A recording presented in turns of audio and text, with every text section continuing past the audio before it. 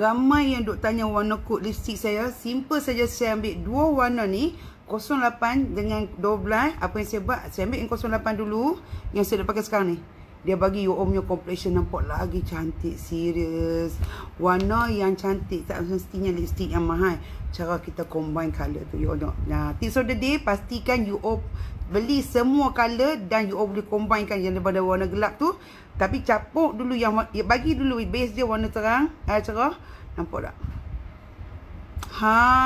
So kalau you all nak warna yang cantik ni, saya letak kat beg kuning, harga murah, tahan lama, senang nak buang. Tengok ni, sekali sapu je dia keluar tu. Nampak tak? Yang paling penting bibir kita tak kering.